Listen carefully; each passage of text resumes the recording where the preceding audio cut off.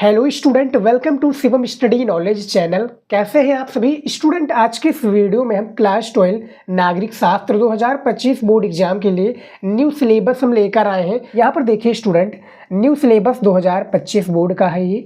बस इतना ही तैयार कर लो 95 पक्का, क्योंकि जो तैयारी है हमारी स्टार्ट हो चुका है। हर एक सब्जेक्ट की मैं प्रॉपर तैयारी आप लोगों को देने वाला हूँ इस चैनल पर। यहाँ पर देखिए ऑल चैप्टर्स, चैप्टर का नाम आपको रहेगा यहाँ पर देख सकते हैं। और आप लोगों को पता होगा आपका जो सब्जेक्ट होता है ये दो भागों में डिवाइड होता है, सेक्शन ए और सेक्शन बी। तो सेक्शन ए में जो आपका है समकालीन विश्व राजनीति, ये समकालीन जो विश्व राजनीति यानी भाग का यानी सेक्शन ए का एक प्रकार से पार्ट है। इससे रिलेटेड आपके चैप्टर्स आएंगे। देखिए चैप्टर आपके कौन कौन से हैं सेक्शन ए में, इससे हम जान लेते हैं कि कौन कौन सा वो चैप्टर है जो आपको इस साल 2025 की तैयारी के लिए करना इम्पॉर्टेंट है। और इसी के हिसाब से मैं चैप्टर वाइज वीडियोज इस चैनल पर लाता रहूँगा। यहाँ पर देखिए सबसे पहला जो चैप्टर है आपका दो ध्रुवता का अंत। दो ध्रुवता का अंत इस बार आपके 2025 के बोर्ड एग्जाम में है। ये पिछले साल भी था और इस बार भी है। तो इसमें देखिए क्या क्या आपको पढ़ना रहेगा, इसमें कौन कौन से वो टॉपिक है जो हमें पढ़ना ज़रूरी है। यहाँ पर देखिए सबसे पहला जो आपका टॉपिक रहेगा वो रहेगा सोवियत प्रणाली। सोवियत प्रणाली क्या होता है, दो ध्रुवता, इसका सबसे पहले मैं परिभाषा जानना जरूर रहेगा। सोवियत प्रणाली क्या होता है, फिर गोर्बाचेव और सोवियत संघ क्या होते हैं, सार्क थेरेपी क्या होता है, संघर्ष और तनाव। देखिए संघर्ष और तनाव इस सार्क थेरेपी में आते हैं। जैसे सार्क थेरेपी में जो संघर्ष और तनाव है ये किस तरह से रहते हैं इसके बारे में हमें जानना जरूरी रहेगा। फिर पूर्व जो साम्यवादी देश है, जो पूर्व जो साम्यवादी देश है इनके बारे में हमें जानना जरूरी है। पूर्व साम्यवादी देश भारत, जैसे देश और भारत यानी इस दोनों में क्या डिफरेंस है, भारत और सोवियत संघ क्या है, इससे रिलेटेड हमें सबसे फर्स्ट जो चैप्टर है दो ध्रुवता का अंत, इसमें हमें जानना जरूरी है। ये सबसे पहला हो गया। उसके बाद में दूसरा देखिए, दूसरा है सत्ता के वैकल्पिक केंद्र। इस वीडियो में स्टूडेंट याद रखिएगा मैं आपको क्या है हर एक सब्जेक्ट का मैं आपको सबसे पहले क्या बताऊंगा, सिलेबस बताऊंगा। सिलेबस के आधार पर मैं चैप्टर वाइज वीडियोज लाता रहूँगा। तो आप लोग अभी से क्या है 2025 बोर्ड एग्जाम की अच्छी सी तैयारी करना चाहते हैं तो चैनल को आप लोग सब्सक्राइब कर लीजिए। और जो भी आपके रिलेटिव हैं उनको भी सब्सक्राइब करने को कह दीजिए, क्योंकि जो तैयारी है अब स्टार्ट हो चुकी है। अब क्या है बहुत हम लोगों ने एंजॉय कर लिया, बहुत सारी छुट्टियां मना ली, क्योंकि अब जो टाइम आ चुका है वो आ गया है पढ़ने का। तो अच्छे से दिल में क्या दिल लगाकर अच्छे से आप लोग पढ़ाई कीजिए। तो सत्ता के वैकल्पिक केंद्र जो हमारा सेकंड चैप्टर आ जाता है आपका नागरिक शास्त्र का, इसमें देखिए क्या हमें पढ़ना रहेगा। देखिए यूरोपीय संघ क्या होता है, सबसे पहले हमें यूरोपीय इसके बारे में हम पढ़ना है, यूरोपीय संघ के बारे में कि ये क्या होता है। उसके बाद में देखिए दक्षिण पूर्वी एशियाई संगठन, जिसको हम क्या कहते हैं आसियान भी कहते हैं, इसके बारे में पढ़ना रहेगा। फिर चीनी अर्थव्यवस्था का उत्थान, सत्ता के वैकल्पिक केंद्र में ही हमें पढ़ना है। उसके बाद में देखिए चीन के साथ भारत के संबंध किस तरह से हैं इसके बारे में हमें पढ़ना है। और जो भी बाकी जैसे चीन के साथ, पाकिस्तान के साथ हमें हमारा जो संबंध है, हमारे भारत देश का यानी जो संबंध है वो किस तरह से है, इससे रिलेटेड हमें सेकंड चैप्टर में देखने को मिल जाएगा। आप लोग इस सिलेबस को लिखना चाहे तो लिख लीजिए, काफ़ी ज़्यादा इम्पॉर्टेंट है। उसके बाद में देखिए थर्ड चैप्टर यानी तीसरा चैप्टर है समकालीन दक्षिण एशिया। समकालीन दक्षिण एशिया ये भी काफ़ी ज़्यादा इम्पॉर्टेंट चैप्टर है। इसमें भी काफ़ी सारी यानी एशिया से रिलेटेड यानी जो हमारे एशिया आसपास के जो देश हैं जो कि एशिया में लगते हैं उससे भी ज़्यादा ज़रूरी है। इसमें देखिए कौन कौन से चैप्टर ज़रूरी है। चैप्टर की बाद जो हेडिंग्स हैं एक प्रकार से जो क्या कह सकते हैं हमें पढ़ना है, पॉइंट है हेडिंग। उसके बाद में देखिए दक्षिण एशिया क्या होता है, पाकिस्तान में सेना और लोकतंत्र, दक्षिण एशिया से जुड़े हमें टॉपिक्स को कवर करना है। उसके बाद में देखिए पाकिस्तान में सेना और लोकतंत्र, बांग्लादेश में लोकतंत्र, नेपाल में राजतंत्र और लोकतंत्र। पहले क्या होता था राजतंत्र, क्योंकि राजा का वहाँ पर शासन होता था नेपाल में, अब क्या होने लगा है वो लोकतंत्र आ चुका है, तो लोकतंत्र। उसके बाद में देखिए श्रीलंका में जातीय संघर्ष और लोकतंत्र, जो कि जात से रिलेटेड होता है ना, इससे भारत और दक्षिण एशिया के देशों का संबंध यानी जो हमारे भारत में जो दक्षिण एशिया से संबंध है, अलग जो कंट्रीज हैं वो किस तरह से है इसके बारे में हमें बताना रहेगा। उसके बाद में देखिए दक्षिण एशिया में शांति और सहयोग, इससे रिलेटेड हमें समकालीन दक्षिण एशिया में जानना रहेगा। इसमें जो टॉपिक्स रहेंगे ये मैं बता रहा हूँ आपको। इसी के हिसाब से मैं चैप्टर वाइज क्या है वीडियोज लाऊंगा, बहुत ही ज़्यादा है, और सभी सब्जेक्ट की तैयारी अब आपसे स्टार्ट हो चुकी है। 4 नंबर देखिए, जो 4 नंबर चैप्टर है अंतर्राष्ट्रीय संगठन। अंतर्राष्ट्रीय संगठन में बात करूं मैं तो कौन कौन से टॉपिक है आपके। सबसे पहला आपका टॉपिक आ जाता है अंतर्राष्ट्रीय संगठन क्या होता है, इसके बारे में हम इसका परिभाषा जानना बहुत ज़्यादा ज़रूरी है, तो इसके बारे में हमें सबसे पहले पढ़ना रहेगा।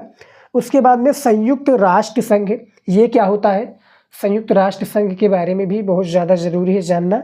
उसके बाद में भारत का संयुक्त राष्ट्र संघ में स्थायी सदस्यता का दावा, अन्य प्रमुख अंतर्राष्ट्रीय संगठन, ये हमारा इसमें आ जाता है।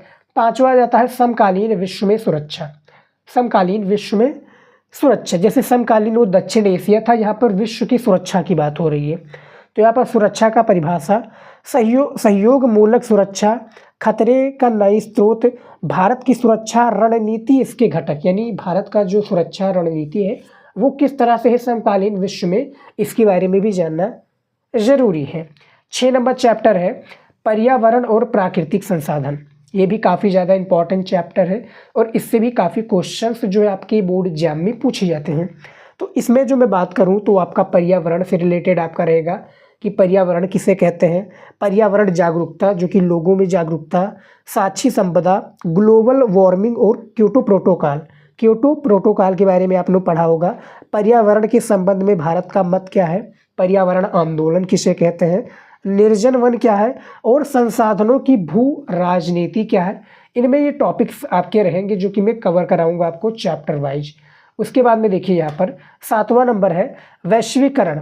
क्या है, वैश्वीकरण। वैश्वीकरण में भी काफ़ी ज़्यादा इंपॉर्टेंट जो टॉपिक्स हैं आपके, वैश्वीकरण के लाभ, वैश्वीकरण का प्रतिरोध, भारत और वैश्वीकरण, ये कुछ 3-4 टॉपिक रहेंगे, लेकिन काफ़ी ज़्यादा इंपॉर्टेंट टॉपिक है। सेक्शन बी में जो आपका है हमारा स्वतंत्र भारत में राजनीति, ये इससे जुड़े हैं आपके, और इससे जुड़े क्या है एक प्रकार से सारे चैप्टर आएंगे। जैसे सबसे पहला चैप्टर है राष्ट्र निर्माण की चुनौतियाँ। ये क्या होता है, इसमें जो हमें टॉपिक पढ़ना रहेगा, जैसे विभाजन क्या हो गया, फिर विभाजन, विस्थापन और पुनर्वास, फिर नए राष्ट्र के रूप में भारत का उदय किस तरह से हुआ, इसके बारे में, राज्यों का पुनर्गठन, जैसा कि आप नाम से ही जान सकते हैं, और स्वतंत्र भारत में रजवाड़ों का विलय, यानी जो राजस्थान में जो रजवाड़ों हैं, स्वतंत्र भारत में इनका विलय किस तरह से हुआ, इसके बारे में आपको बताना है। दूसरा जो हमारा चैप्टर है एक दल के प्रभुत्व का दौर। इनमें जो आपका जाता है लोकतंत्र स्थापित करने की चुनौती। सबसे फर्स्ट टॉपिक आपका प्रथम आम चुनाव क्या है, पहले 3 चुनाव में कांग्रेस का प्रभुत्व जो है किस तरह से रहा, ये आपको बताना है। उसके बाद में लोकतांत्रिक व्यवस्था में विरोधी पक्ष किस तरह से कार्य करते थे, विरोधी पक्ष का मत क्या था, विपक्षी पार्टियों का उद्भव, फिर इसके बारे में क्या है नियोजित एक दल का प्रभुत्व दौर। इसमें क्या है परिभाषा हमें हर एक चैप्टर का देना जरूरी है कि भैया ये क्या होता क्या है, इससे क्या तात्पर्य है, तो हमें परिभाषा याद करना बहुत ज़्यादा ज़रूरी है। आप लोगों ने बुक नहीं लिया है तो बुक ले लीजिए, आ गया है मार्केट में, जो कि NCERT पैटर्न पर आधारित रहेगा, बुक ले लीजिएगा। उसके बाद में देखिए जो मैं चैप्टर वाइज जब मैं पढ़ाऊँगा तो वहाँ पर आप नोट्स भी तैयार करते रहिएगा। तीसरा है नियोजित विकास की राजनीति। नियोजित विकास की राजनीति, ये भी आपका 3rd चैप्टर है। इसमें भी काफ़ी सारे इंपॉर्टेंट टॉपिक्स हैं, जैसे विकास की अवधारणाएं, भारत में नियोजन, फिर वामपंथी और दक्षिणपंथी, इसके बारे में भी आपने नाम सुना होगा 11th में, जब आप लोगों ने क्या है नागरिक शास्त्र को पढ़ा होगा। जो आपका नागरिक शास्त्र जो सब्जेक्ट है काफ़ी ज़्यादा इंटरेस्टिंग सब्जेक्ट है और हमारा फेवरेट भी है, तो आप लोग भी तैयारी कीजिए, फेवरेट अपना बनाइए। चौथा चैप्टर है भारत के विदेश संबंध, काफ़ी सारे इंपॉर्टेंट है। भारत के विदेश संबंध, जैसे विदेशी नीति क्या है, भारत की गुट निरपेक्षता नीति क्या है, भारत की परमाणु नीति क्या है, और अफ्रो एशियाई एकता क्या है, भारत का चीन और पाकिस्तान के साथ संघर्ष क्या है। संबंध के बारे में तो हमने बता दिया था, यहाँ पर संघर्ष की बात हो रही है, तो हमें क्या करना है संघर्ष के बारे में बताना है कि संघर्ष क्या है। ये हमारा है चौथा नंबर है चैप्टर भारत के विदेश संबंध, इसके बारे में हमें बताना है। 5वां जो चैप्टर है कांग्रेस प्रणाली। देखिए कांग्रेस प्रणाली, चुनौतियां और क्या है पुनर्स्थापना। इसमें भी काफ़ी सारे जो आपके इम्पॉर्टेंट एक प्रकार से जो टॉपिक्स हैं मैं बता दूं। राजनीतिक क्या है, राजनीतिक उत्तराधिकारी की चुनौती, भारत में चौथे जो आम चुनाव है इसके बारे में, कांग्रेस के विभाजन का कारण क्या है, कांग्रेस प्रणाली लिखा है ना, इसके विभाजन का कारण क्या है, इसके बारे में हमें जानना है। और वर्ष 1971 का आम चुनाव और कांग्रेस का जो पुनर्स्थापना हुआ था, इसके बारे में हमें बताना है। तो ये कांग्रेस के ऊपर ही पूरा डिपेंड है, टॉपिक इसी से रिलेटेड बनेगा, बाहर नहीं बनेगा। 6 नंबर चैप्टर है लोकतांत्रिक व्यवस्था का संकट। इसमें जो बात कर रही हूँ तो आपातकाल से जुड़े आपके आ जाएंगे टॉपिक।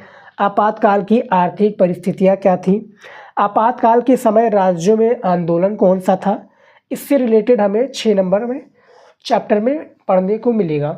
7 नंबर में आपका जो चैप्टर का नाम है जन आंदोलनों का उदय, ये हमारा नया चैप्टर है और आप लोग इसको लिखना चाहें तो लिख लीजिए।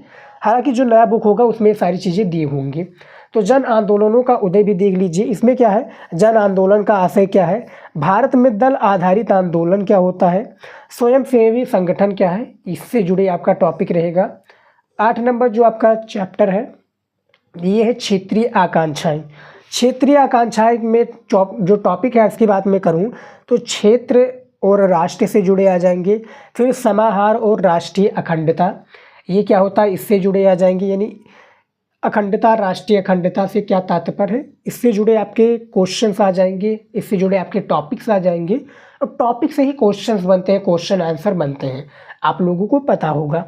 उसके बाद में देखिए क्षेत्रीय आकांक्षाएं, समाहार, राष्ट्रीय अखंडता, इससे जुड़े आपके इसमें आ जाएंगे 8 नंबर चैप्टर में टॉपिक।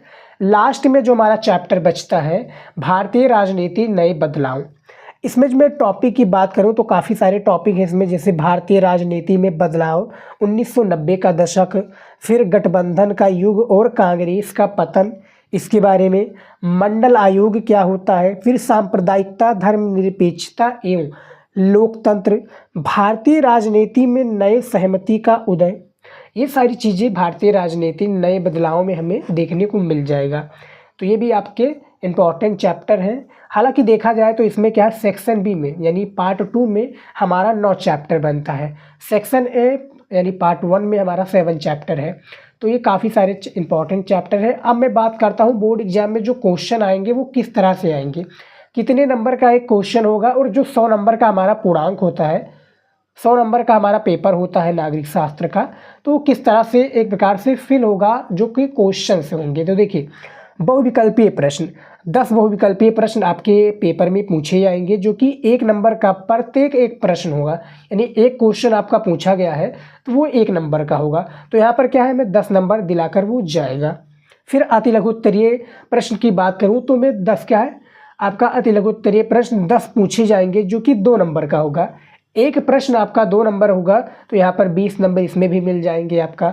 फिर लघु उत्तरीय प्रश्न 1, ये देखिए लघु उत्तरीय क्या है, ये प्रश्न 1 रहेगा इस तरह से। तो ये 6 क्वेश्चन पूछे जाएंगे, जो कि क्या है 5 नंबर का होगा। प्रत्येक प्रश्न क्या होगा, ये 5 नंबर का होगा। तो 6 पंचे 30, यहाँ पर 30 मिल गए। फिर लघु उत्तरीय प्रश्न 2, ये इस तरह से रहेगा, स्टूडेंट याद रखिएगा क्या है लघु उत्तरीय प्रश्न 2, जो कि 4 नंबर का क्या है, ये 6 क्वेश्चन, यहाँ पे देखिए 4 क्वेश्चन रहेगा 6 नंबर का, 4 क्वेश्चन आपका रहेगा 6 नंबर का। तो देखिए 6 चौके 24 यहाँ पर आपका बन जाता है। उसके बाद में लास्ट में आ जाता है दीर्घ उत्तरीय प्रश्न, जो कि सिर्फ 2 ही प्रश्न होंगे, वो भी अथवा लगकर 8 नंबर का एक क्वेश्चन आपका होगा, 2 प्रश्न होंगे, तो 8 दूनी 16, तो यहाँ पर क्या है 16 हो गया। अब मैं टोटल जोड़कर बताऊँ यहाँ पर, तो देखिए 6 4 10, 10 के 0, यहाँ पर 0, हाथी लाइन 1, फिर देखिए 2 1 3 3 3 3 6 6 2 8 8 1 9 1 10, ये देखिए कंप्लीट हो गया ना 100 नंबर। ये देख लीजिए 100 नंबर कंप्लीट हो चुका है। 100 नंबर का हमारा पूर्णांक था, और इसी की आधार पर आपको जो 2025 की तैयारी अच्छे से करनी है, और इसी के हिसाब से बोर्ड एग्जाम में आपका क्वेश्चन जो है पूछा जाएगा, और जब आप आंसर देंगे तब आपको नंबर दिए जाएंगे। तो यहाँ पर आप देख सकते हैं स्टूडेंट, मैंने सिलेबस के बारे में बता दिया है, जो कि नागरिक शास्त्र 2025 बोर्ड का ये सिलेबस है। इसी तरीके से आप चाहेंगे तो मैं हर एक सब्जेक्ट का सिलेबस लेकर आऊँगा, उसके बाद में मैं चैप्टर वाइज तैयारी अच्छे से आप लोगों को कराऊँगा।